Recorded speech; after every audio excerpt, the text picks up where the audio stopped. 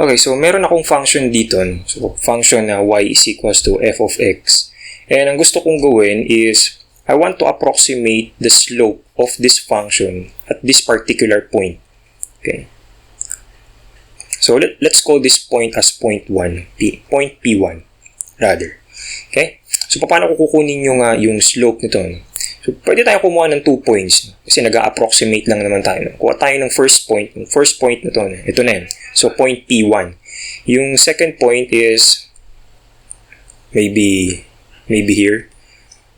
Point P2. Okay. So, yung slope ng line natin at this particular point P1 would something be like this. Okay. So, isipin natin ito yung slope. Okay? So, paano ko kukunin yung slope? Okay, so, first thing na gawin natin is i-project natin sa baba. Okay, so, let's call this point sa x domain as point x. Okay, and then, same thing dito sa P2. I-project din natin sa baba.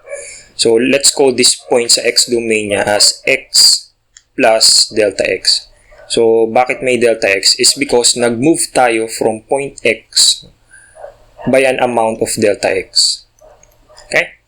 So, paano natin kukunin yung slope? Okay, so ano ba yung meaning ng slope?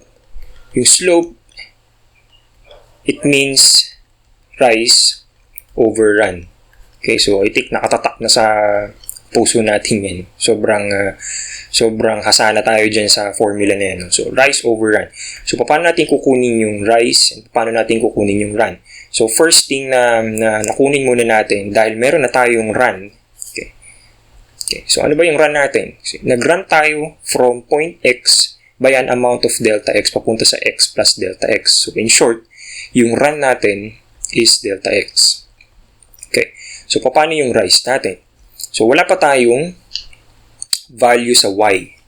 So, kukunin ko is project natin tong point P1 sa y. Okay. And then, same thing sa P2. Okay. Naging curve na siya. Okay. So, same thing, i-project natin yung point P2 sa y. Okay. So, ano ba yung value sa y? No? At x. So, at this point, f of x. Okay? And then, sa point na to, sa point P2, ano ba yung value ng function ko at point x plus delta x? So, simply, f of x plus delta x.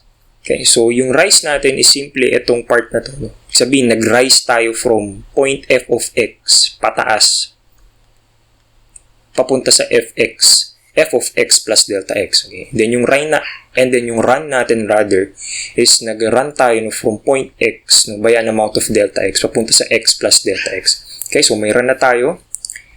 Yung rise natin is simply the difference, okay, between these 2 points. So, kunin lang natin yung difference, no? F of x plus delta x minus f of x. So, this formula is called the forward difference. Okay. Forward difference. So, bakit tinawag na forward? It's because nag-move tayo forward from point P1 papunta sa point P2. Or in other term, nag-move tayo forward from point X pa-forward by an amount of delta X.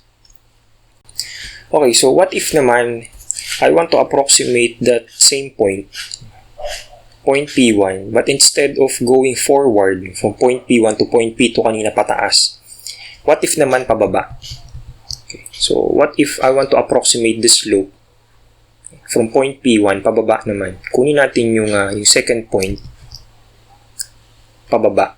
So this is point 2. So yung slope ng line natin would something be like this. Okay. So, kunin pa rin natin yung slope ng line, no, by projecting this point P1 pababa. No? So, let's call this point X. And then, sa point P2, since nag-move tayo backward by an amount of delta X. So, let's call this point as point X minus delta X. Okay? So, ganun pa rin. Okay. Slope is equals to rise over run. Okay. So, yung run natin is same pa rin, delta x. So, yung rise natin is gawin natin yung kanina nating ginawa. So, yung point P1 natin is simply f of x. And then, yung point P2 natin is simply f of x minus delta x. So, yung rise natin is same thing pa rin. Difference nung point f of x and then yung point f of x minus delta x. So, yung rise natin is f of x minus f of x minus delta x. So, this formula now is called the backward difference.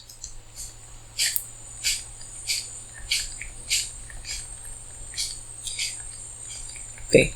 It's because nag-move tayo backward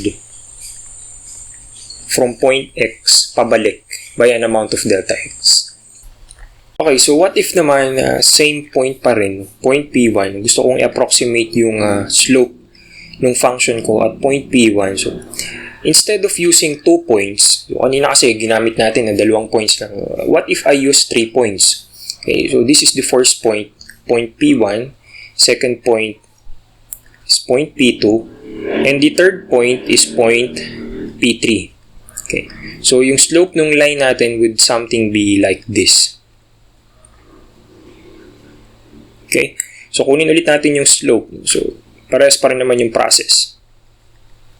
So, project natin yung point P1 sa baba. Let's call this point as point X. Project natin yung P3 sa baba. Okay.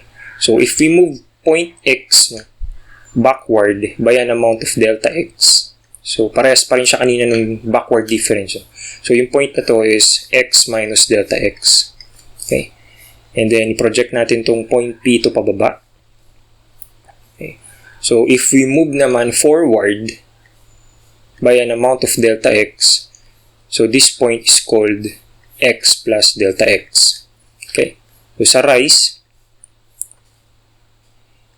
i-project natin yung 3 points sa y-axis. So, this point at y is f of x minus delta x.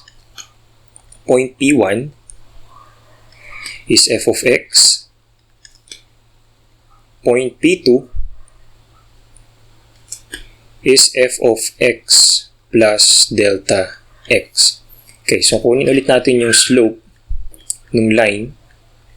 Okay, simply rise over run. Yung rise natin is yung difference. Itong rise. Ito. So, yung difference ng f of x plus delta x minus f of x minus delta x divided by yung run. Yung run natin is simply 2 times delta x. It's because dalawang beses tayo eh. Dalawang beses nag-move yung x ko by an amount of delta x. So, itong formula na to is called the center difference. Okay, it's because yung point P1 natin is naka-center siya dun sa 2 points. Point P3 tsaka yung point P2.